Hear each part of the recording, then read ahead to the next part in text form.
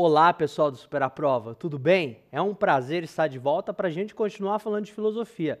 E hoje, de uma maneira especial, nós iremos tratar sobre a escola empirista, sobre o empirismo.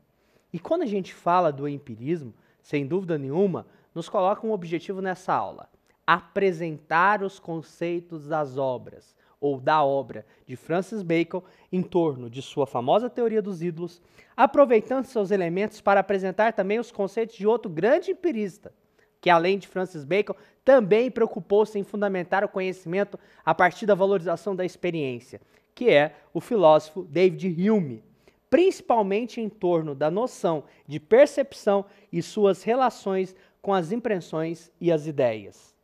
Bom, ao falar desses dois grandes autores do empirismo, nos fica claro que as bases epistemológicas do empirismo se estabelecem a partir de um grande leque de autores que constituíram, na história do pensamento, sistemas filosóficos que possuem como elo comum um ponto central de importância: a experiência, a valorização da experiência.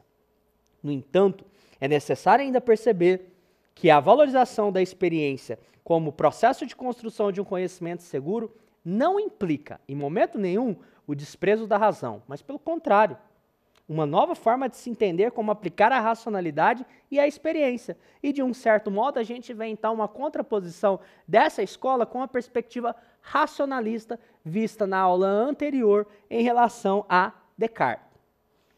E o nosso primeiro, então, pensador dessa escola de valorização da experiência, sem dúvida nenhuma, é o filósofo Francis Bacon. O Francis Bacon apresenta-se como o primeiro a estabelecer os fundamentos para a compreensão da experiência na valorização de um conhecimento seguro nos termos da modernidade. Então percebe, o Francis Bacon então é o grande inaugurador de uma perspectiva de valorização do conhecimento por meio da experiência. O ponto de partida desse autor, o ponto de partida também, o sistema central das suas obras filosóficas, se estabelece na compreensão de que o conhecimento seguro, ele se estabelece pelas impressões, pela valorização das impressões. E isso vai se dar na sua famosa teoria dos ídolos. A teoria dos ídolos, ela pode ser subdividida em 4 partes, ou em 4 processos de reflexão. Nós temos primeiramente o ídolo da tribo. O ídolo da tribo estaria ligado e relacionado às estruturas fundamentais da própria natureza humana que nos levam, muitas das vezes, a estabelecer uma visão impregnada de opiniões e visões distorcidas do real. O segundo ídolo, o ídolo da caverna, é uma espécie de ficção que faz com que o homem crie estruturas mentais fora do real. E aí vamos pensar aqui uma referência à caverna de Platão, um distanciamento do real, uma ficção em torno da realidade, uma distorção da realidade. O terceiro ídolo se refere ao ídolo do foro. Liga-se diretamente à questão da forma como o homem estabelece suas identidades linguísticas e sociais. O quarto e último ídolo vai se apresentar como o ídolo do teatro, na qual os erros conceituais relacionados muitas das vezes com as interpretações equivocadas dos sistemas de pensamento. O ídolo do teatro, então, está relacionado a essas teorias enganosas ou com a fundamentação equivocada em torno do conhecimento e que nos afastam do real. Em resumo, o que a gente pode perceber a respeito dos 4 ídolos? O que é o ídolo? O ídolo refere-se a um conhecimento que não remete à realidade. É toda e qualquer distorção a respeito do real. É todo e qualquer conhecimento que não esteja fundamentado na experiência. E esses ídolos podem ser tipificados, então, em ídolo da tribo, da caverna, do foro e do teatro. Um outro autor de extrema importância a respeito do empirismo, sem dúvida nenhuma, é David Hume.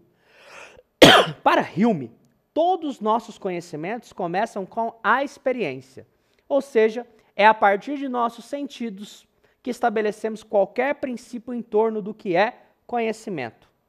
Então percebe, a base do conhecimento, o que sustenta o conhecimento, são as nossas experiências. Hume denomina como percepção nossas impressões, que são sempre fortes, e de ideias, nossas percepções fracas. Então, duas teses aqui centrais em torno dessa relação da experiência. Nós temos as impressões, que é essa captação imediata em torno da experiência, e as nossas ideias. O que o Hume mostra com isso? Que as nossas ideias elas são formadas pelas nossas impressões acerca da realidade, as nossas impressões acerca do real. Então, para haver uma ideia, necessariamente há necessidade das impressões. Isso se essa ideia for, do ponto de vista empirista, uma ideia que esteja fundamentada da maneira correta.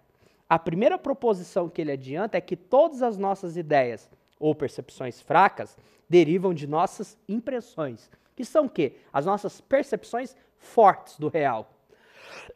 E que jamais podemos pensar em qualquer coisa que não tenhamos visto fora de nós, ou sentido em nossas próprias mentes.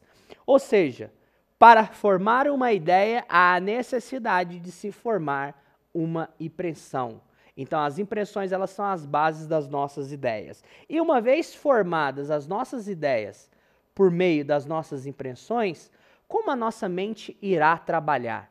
A nossa mente ela irá trabalhar por 3 princípios básicos. O primeiro princípio é o princípio da contiguidade, que se apresenta como a tendência a manter elementos.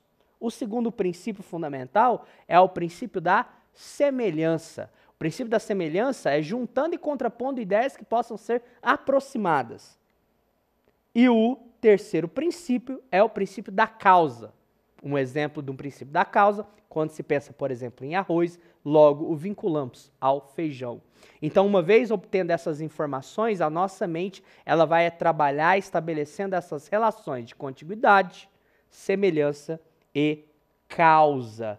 Percebe que a nossa mente, então, ela opera, ela trabalha a partir dos dados que são coletados, a partir daquilo que é fornecido na experiência, e que as nossas impressões e as nossas ideias organizam e sistematizam essas informações, da qual a nossa mente irá operar a partir dessas 3 relações.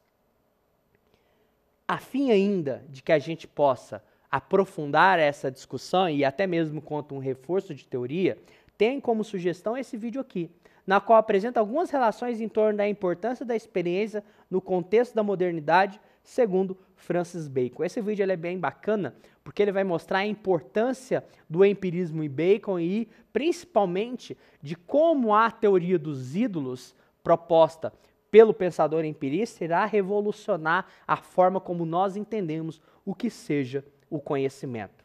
Eu espero que tenham gostado da nossa aula de hoje. O convite fica para aprofundar em nosso material didático e nos encontramos em breve para a resolução de uma questão. Um abraço a todos e bons estudos!